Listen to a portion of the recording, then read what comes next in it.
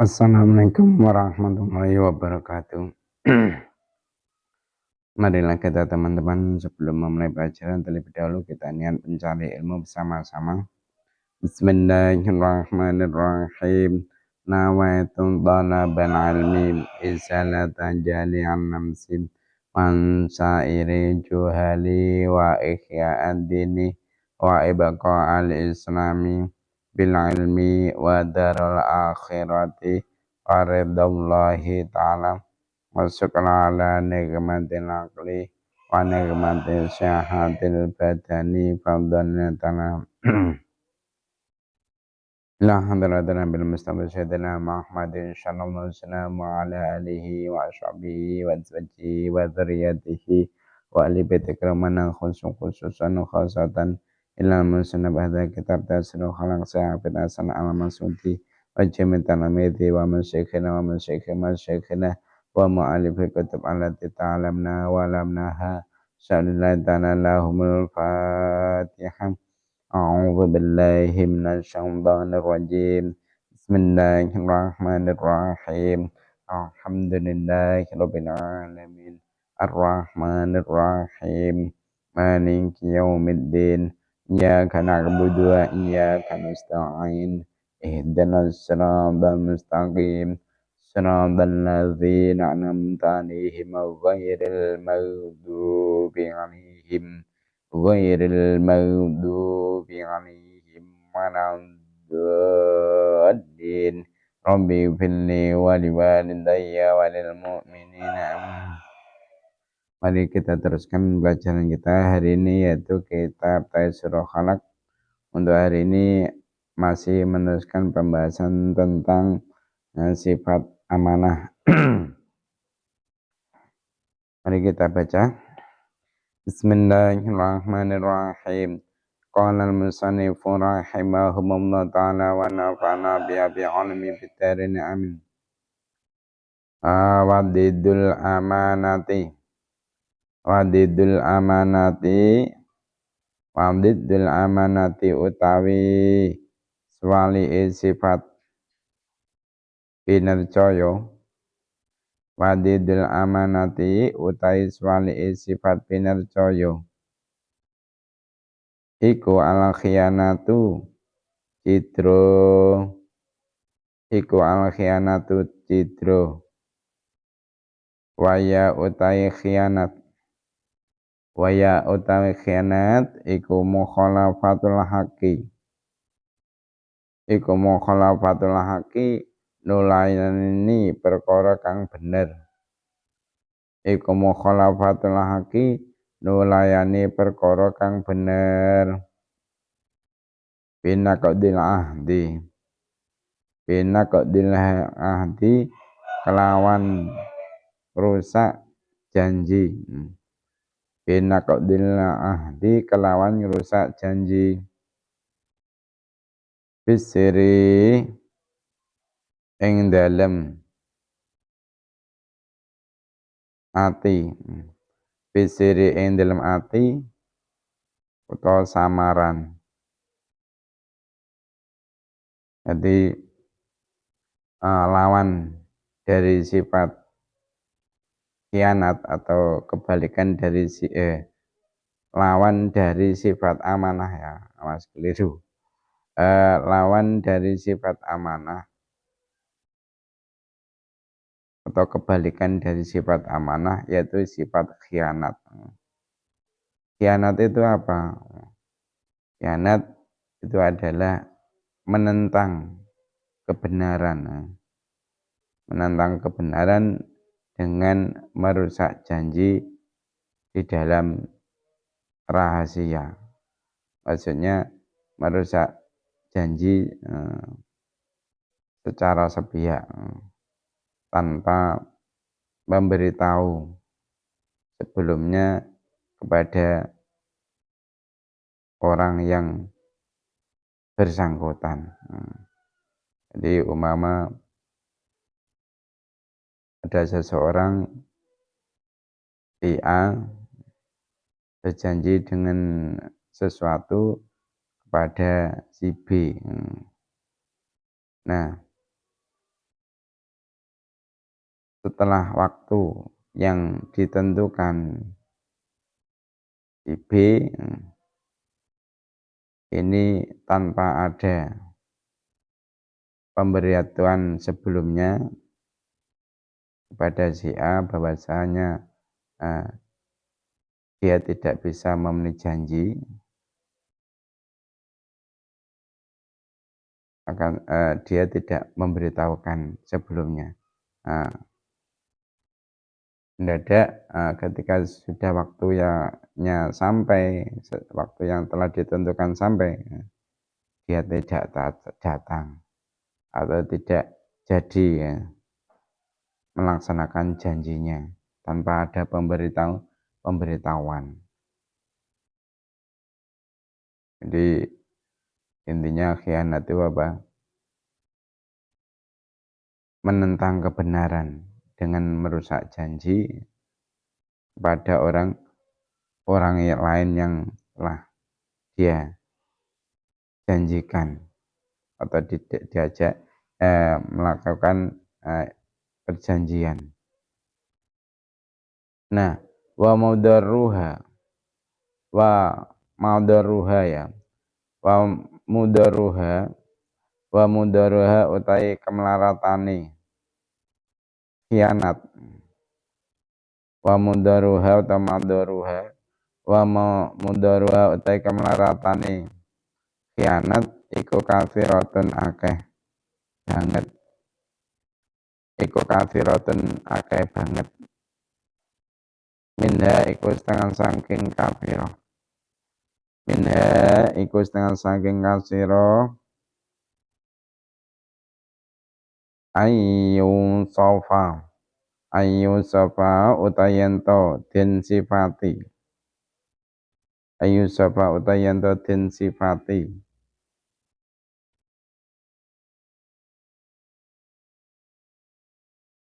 sapa sahibua wong kang anduweni khianat, sapa sahibua wong kang anduweni khianat disifati bil godari ya. Bil godari kelawan cidro. Bil godari kelawan cidro. Jadi bahaya-bahaya yang ditimbulkan dari sifat khianat ini banyak sekali ya, banyak sekali. Nah, di antaranya yaitu pelaku khianat itu akan disifati dengan sifat pembelot atau dengan sifat goder. Goder itu pembelot atau pengkhianat. Selain itu, wanak didini lan kurang sempurna agamane. Wanak didini lan kurang sempurna agamane.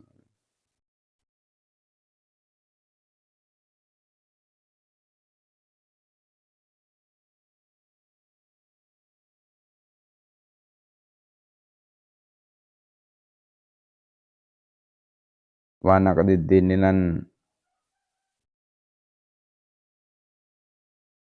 kurang sempurna agamane. Wanahatotil himati wanahitotil himati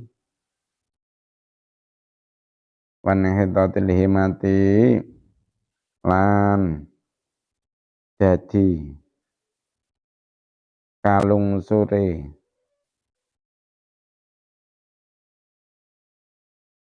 sejo. Wanahitotil himati lan dadi kalung sore sejo utawa sudone sejo. Wadana atin nafsi lan asore awak. Wadana atin nafsi lan asore awak. Termasuk orang yang melakukan khianat bahaya yang akan ia terima, dia akan disifati sebagai pembelot atau pengkhianat, dan pelaku pengkhianat ini termasuk orang yang disifati dengan sifat sebagai orang yang enggak sempurna agamanya. Selain itu juga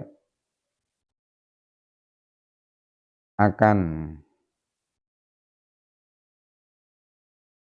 disifati sebagai orang yang rendah himahnya atau keinginannya atau cita-citanya dan impiannya. Dan selain itu, mandaratnya dia akan menjadi orang yang hina, menjadi orang yang hina. Nah, wa minha lan iku setengah saking kathira, wa minha lan iku setengah saking kathira i'radun nasi utawi mengone menungso. I'radun nasi utawi mengone menungso anhu anduh saking sabul khianat.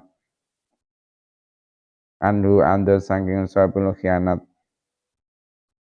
li isaati krana oleh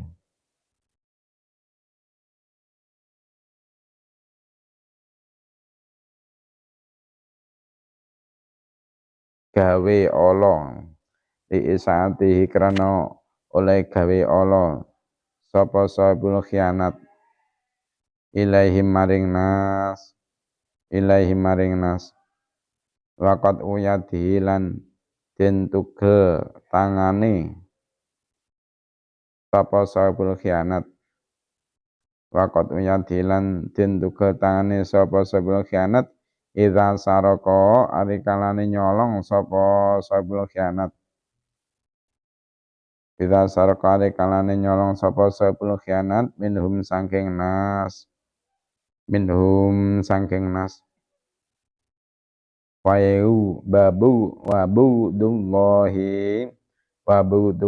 lan bendune Allah lahu maring wong kang cidra utawa khianat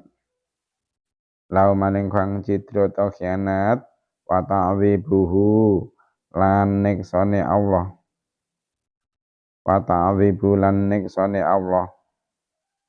iyahu ing wong kang cidra li annahu krana temestene sabul khianat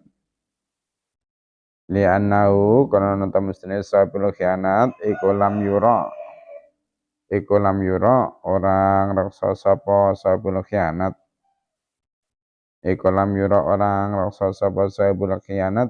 ma ing perkara kalafahu kang merti-merti sapa sahibul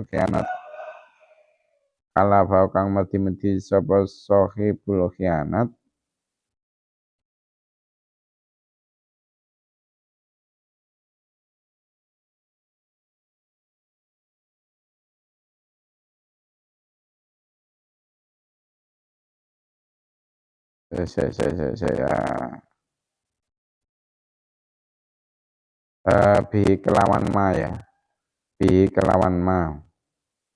bihi kelawan ma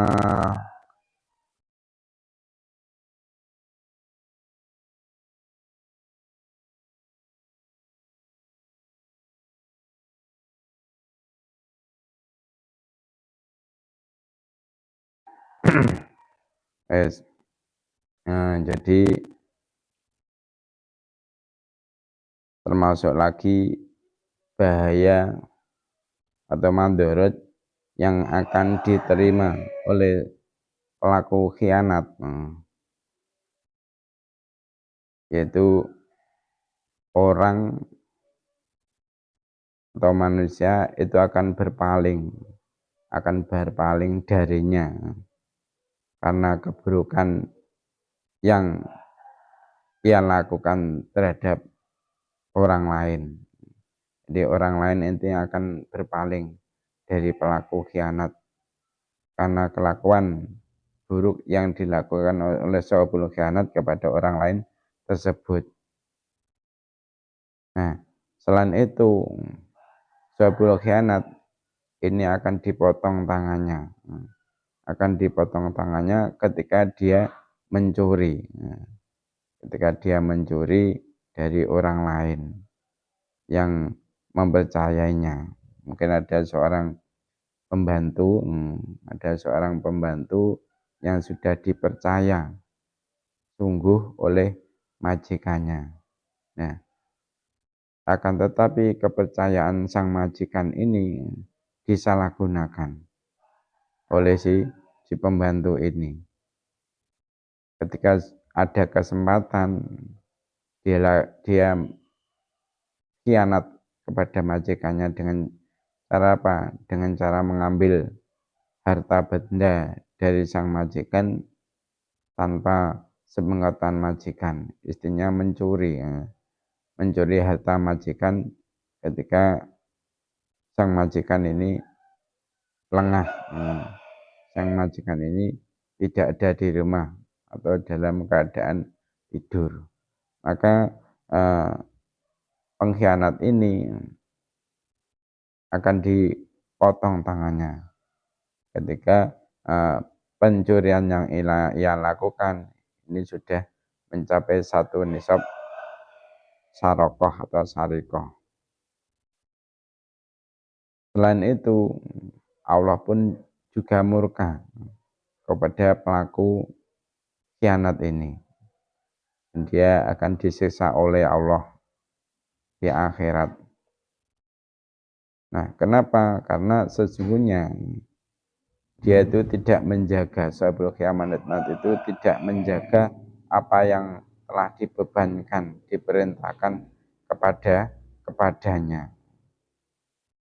Nah, Allah Subhanahu wa taala di dalam Al-Qur'an berfirman, qala dawu sapa Allahu Allah.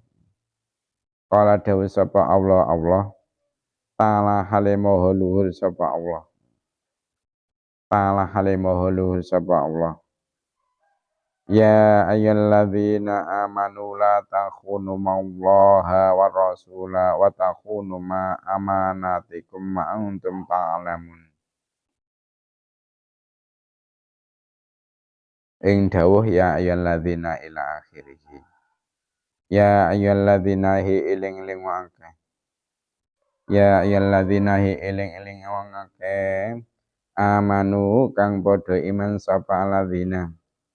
Amanu kang padha iman sapa alladzina la takhunu ojo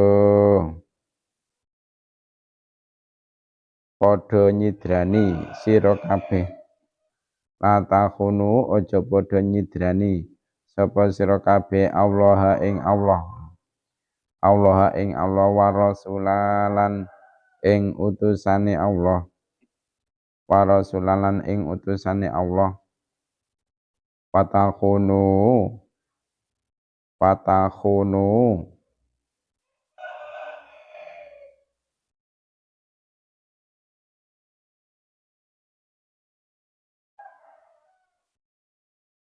lan ojo nyianati utawa nyidrani sapa sira kabeh.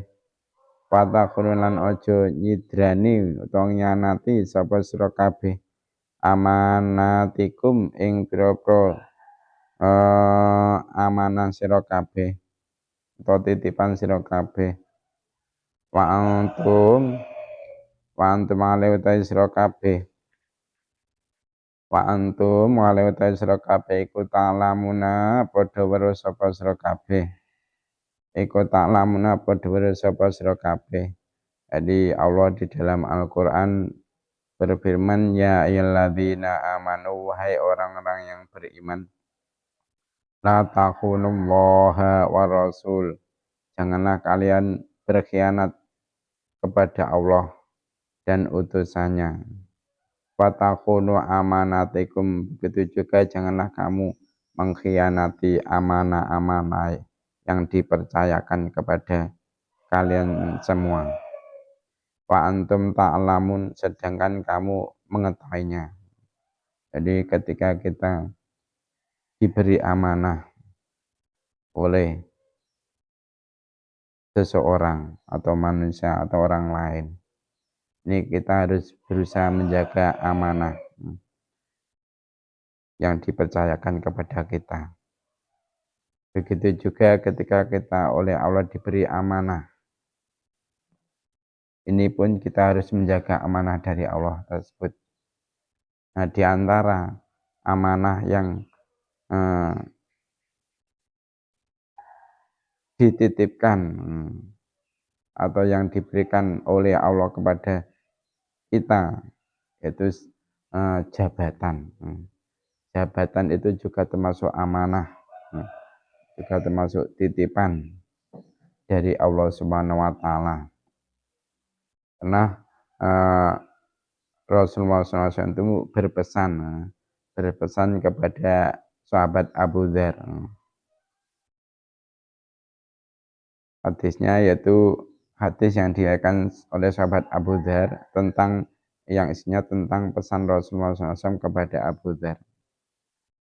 An Abi Dzarin radhiyallahu anhu qala qultu ya Rasulullah ana tastamilni qala fadaraba biyadihi ala mangkibi tsumma qala ya Aba Dzarin innaka dha'ifun wa innaha amanatun wa innaha yaumal qiyamati khizyun wa nadamatun ila man akhadhaha bihaqqiha wa addalladzi alaihi fiha.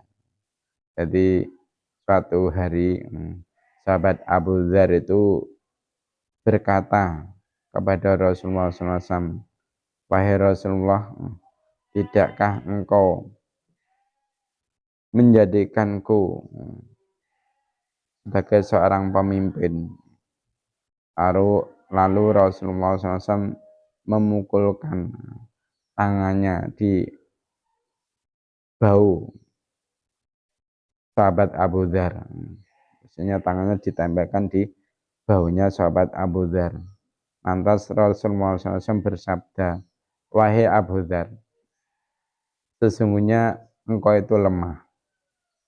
Dan sesungguhnya hal ini, maksudnya jabatan, adalah amanah, yaitu merupakan kehinaan dan penyesalan pada hari kiamat, kecuali orang-orang yang mengambil amanah dengan haknya dan menunaikan dengan sebaik-baiknya. Hadis diriwayatkan Imam Muslim. Jadi dari hadis yang saya bacakan itu di situ menegaskan untuk mewujudkan bangsa yang besar, kuat, dan disegani oleh bangsa-bangsa di dunia, itu dibutuhkan seorang pemimpin yang kuat, bukan pemimpin yang lemah. Syekhul Islam itu dalam kitab As-Siyasah Asyariyah menjelaskan kriteria pemimpin yang baik. Jadi selayaknya untuk diketahui siapakah orang yang paling layak untuk menduduki posisi setiap jabatan. Nah, kepemimpinan yang ideal itu memiliki dua sifat dasar. Pertama yaitu kuat atau mampu. Kedua yaitu amanah. Lalu beliau menyitir firman Allah.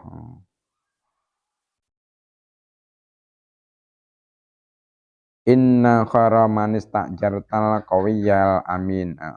Inna khaira man ista'jartal qawiyyul amin.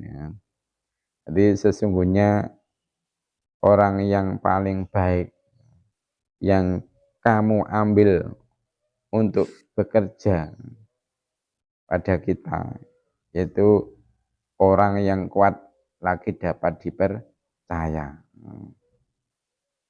Al-Quran surat Al-Qasas ya. Jadi kuat, profesional untuk setiap pemimpin itu tergantung dari medannya. Kuat dalam memimpin perang apa? Yaitu keberanian jiwa dan kelihan dalam perang dan mengatur strategi perang. Itu kuat yang dimaksud untuk orang yang menduduki kepemimpinan di dalam masalah perang. Nah, kuat dalam menetapkan hukum di tengah masyarakat ini adalah tingkat keilmuannya itu mampu memahami keadaan yang diajarkan Al-Quran dan hadis. Sekalipun kemampuan untuk menerapkan hukum. Jadi sekaligus untuk kemampuan menerapkan hukum itu dia mampu. Allah Subhanahu wa taala di dalam Al-Qur'an berfirman, "Fala tahsawunna sawasawni wala tastaru bi ayati tsamanan qalilan. Wa man lam yahkum bima anzalallahu faulaika humul kafirun." Yang artinya karena itu janganlah kamu takut kepada manusia, tetapi takutlah kepadaku, maksudnya Allah. Dan janganlah kamu menukar ayat-ayatku dengan harga yang sedikit. Nah, barang siapa yang tidak memutuskan suatu hukum menurut apa yang diturunkan Allah, maka mereka itu adalah orang-orang yang kafir. Nah, Khalifah Umar bin Khattab itu suatu saat pernah beliau mengadukan kepada Allah perihal kepemimpinannya. Ya Allah, aku mengadu kepadamu orang fasik yang kuat, maksudnya mampu, dan orang amanah yang lemah. Nah, jika demikian diperlukan sebuah skala prioritas dalam menentukan kepemimpinan. Dalam posisi tertentu, sifat amanah itu lebih dikedepankan. Namun, di posisi lain, sifat kuat atau mampu dan profesional yang lebih itu dikedepankan. Imam Ahmad ketika ditanya, jika ada dua calon pemimpin untuk memimpin perang, yang satu profesional tetapi fasik, dan yang satunya lagi soleh tapi lemah, mana yang lebih layak untuk dipilih? Jawab Imam Ahmad, orang fasik yang profesional, kemampuannya menguntungkan kaum muslimin. Jadi orang yang fasik, yang profesional, itu kemampuannya menguntungkan kaum muslimin. Nah, sementara sifat fasiknya itu merugikan dirinya sendiri.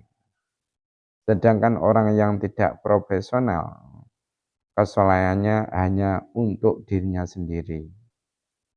Dan ketidakmampuannya itu dapat merugikan kaum muslimin. Maka itu dipilih seorang, maka dari itu dipilih perang bersama pemimpin yang profesional meskipun fasik. Nah, sebaliknya, jika dalam posisi jabatan atau kepemimpinan yang membutuhkan sifat amanah, sifat bisa dipercaya, yang didahulukan yang lebih amanah, meskipun kurang profesional. Nah, maka dari itu diutamakan yang lebih menguntungkan untuk jabatan tersebut dan yang lebih sedikit dampak buruknya. Jadi kepemimpinan itu merupakan amanah dari Allah yang harus diberikan kepada orang yang berhak untuk menerima. Jangan sampai kita ketika memilih seorang pemimpin ini berdasarkan uang. Kalau kita diberi uang banyak kita pilih, kalau tidak kita pilih. Jangan sampai kita termasuk orang yang akan yang diancam oleh Nabi. Ar-rasu wal multasu binar. Orang yang menyogok dan yang disogok ini tempatnya adalah di neraka. Kita ketika memilih seorang pemimpin harus menggunakan akal kita. Harus kita berusaha ijtihad dengan sungguh-sungguh. Siapa orang-orang yang layak untuk menjadi pemimpin berdasarkan penelitian kita, jangan sampai berdasarkan uang yang kita terima. Ya. Untuk selanjutnya yaitu sesi tanya jawab. Pertanyaan yang nomor 1. Madorot yang akan diterima orang yang melakukan khianat itu nomor 1 apa? Di situ menurut urutan kitab sampean. Nah, terus kedua, madorot yang akan diterima orang yang khianat, yang kedua itu apa? Yang ketiga, madorot yang akan diterima oleh orang yang berkhianat itu apa? Terus khianat itu adalah merupakan sifat yang terpuji atau yang tercela. Pertanyaannya nomor 5, lawan dari sifat amanah itu apa? Itu saja, mari kita tutup dan doa kafaratul majelis. Subhanakallahumma wa bihamdika asyhadu an la ilaha illa anta astaghfiruka wa atubu ilaik. Wassalamualaikum warahmatullahi wabarakatuh.